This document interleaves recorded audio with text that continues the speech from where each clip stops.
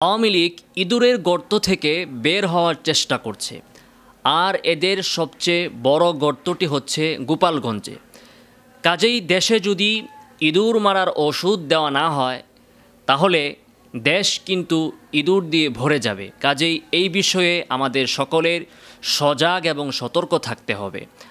আমরা উদ্বেগের সাথে লক্ষ্য করেছি যে গোপালগঞ্জের ওই সন্ত্রাসী দুর্বৃত্ত জঙ্গিরা তারা তাদের স্পর্ধা এত বেড়েছে যে তারা সেনাবাহিনীর গাড়িতে আগুন লাগিয়ে দিয়েছে এবং তাদের আক্রমণে সেনাবাহিনী আহত হয়েছে।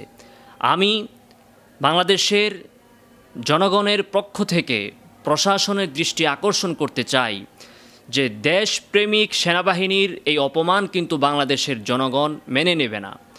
এই গোপালগঞ্জের নারী শেখ হাসিনা এবং তার দোসররা এবং গোপালগঞ্জের পুলিশ অফিসাররা এই 16টি বছর বাংলাদেশের জনগণকে তারা জ্বালিয়েছে, বাংলাদেশের জনগণকে তারা কষ্ট দিয়েছে, নির্যাতন করেছে, নিপীড়ন করেছে।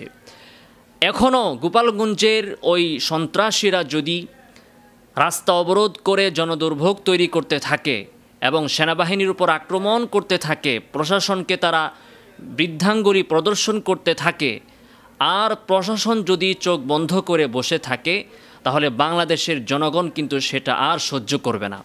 বাংলাদেশের জনগণ গোপালগঞ্জের দিকে মার্চ করতে বাধ্য হবে এবং গোপালগঞ্জ ঘেরাও করতে বাধ্য হবে।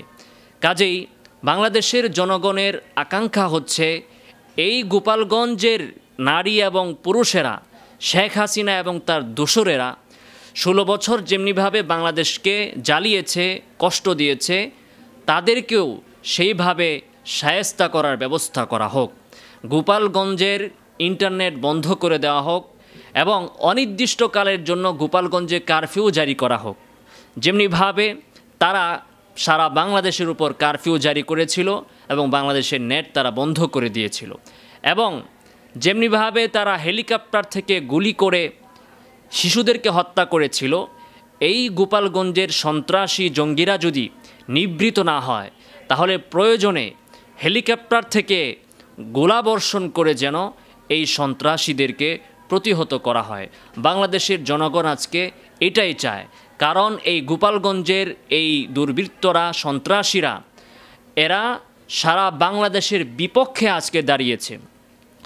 18 কোটি মানুষের বিপক্ষে তারা আজকে আন্দোলনে নেমেছে ওই ফ্যাসিস্ট খুনি শেখ হাসিনাকে আবার দেশে ফিরিয়ে এনে খুন করার সুযোগ দেওয়ার জন্য।